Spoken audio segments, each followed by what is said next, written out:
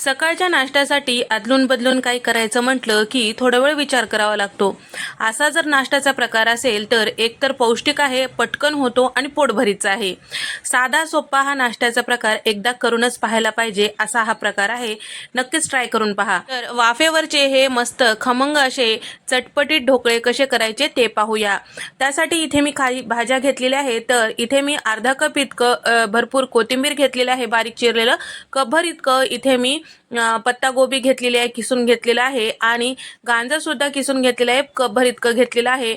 आणि अर्धा कप इतकं इथे मी कांदा घेतलेला आहे, चॉपर मधून बारीक कट केलेला। आणि सोबतच अर्धा कप इतकं कांद्याची पात घेतलेली आहे। आणि 2 कप इतकं ज्वारीचं पीठ, 1 कप इतकं तांदळाचं पीठ, तिखट कमी असलेलं 1.5 चमचा लाल मिरची पावडर, चमचाभर इथे मी धने पावडर, आणि त्याचबरोबर चवीपुरतं मीठ, आणि त्याचबरोबर 1 चमचा इतकं जिरे, अर्धा चमचा ओवा हातावर छान चुरून टाकायचा।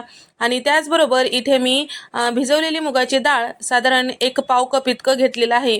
आता हे सगळ्या भाज्या व्यवस्थित मिक्स करायचं। भाज्याला स्वतःचा पाणी असतो, त्यासाठी पहिल्यांदा व्यवस्थित मिक्स करायचं, नंतरच आपल्याला पाणी यामध्ये ॲड करायचं आहे। कारण पहिल्यांदा सगळं मिक्स करून घेतलेलं आहे, त्यानंतर लागेल तसा पाण्याचा वापर केलेला आहे।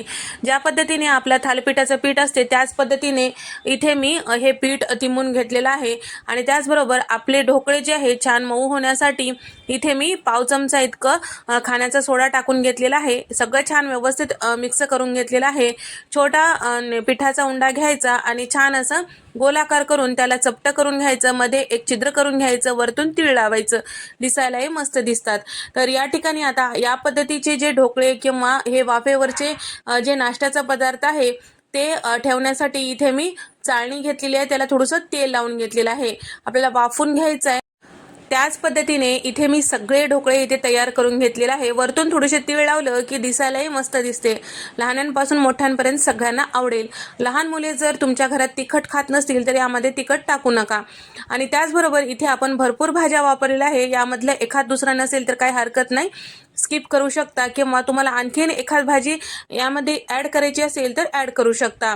पाणी उकळायला ठेवलेलं होतं, त्यावर स्टँड ठेवलेला आहे, आणि आपले हे ढोकळ्याचे जे चाळणी यावर ठेवून झाकण लावून 20 मिनिटं कमी गॅसवर छान वाफून घ्यायचं। तर ढोकळा वाफेपर्यंत यासोबत खाल्ली जाणारी चटणी तयार करून घेऊया। तर इथे मी ओल्या लाल मिरच्याची चटणी सर्व करणार आहे। तर बेडगी मिरची वापरून, टोमॅटो वापरून मी चटणी दाखवलेली आहे, व्हिडिओ आपल्या चॅनलवर आहे, ते तुम्ही जाऊन पाहू शकता।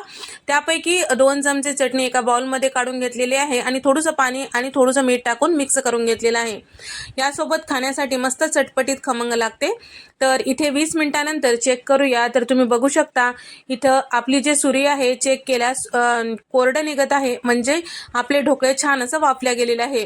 तर इथे तुम्ही बघू शकता मस्त चटपटीत खमंग असे हे ढोकळे, सोबत खाण्यासाठी मस्त टोमॅटोची ही चटणी, कांदा मस्त लागतो, असंही खाऊ शकता किंवा चाट पद्धतीने। तर या ठिकाणी तयार करून घेतलेले ढोकळे प्लेटमध्ये ठेवलेला आहे, आणि वरतून चटणी टाकून घेतलेली आहे, बारीक चिरलेला कांदा आणि थोडीशी कोथिंबीर, आणि सोबतच बारीक शेव असेल तर हिरवी चटणी सुद्धा यावर टाकू शकता। मस्त दही टाकल्यास आणखीन मस्त लागतो, नक्की ट्राय करून पहा। हा नाश्त्याचा प्रकार आवडला असेल तर लाईक करा।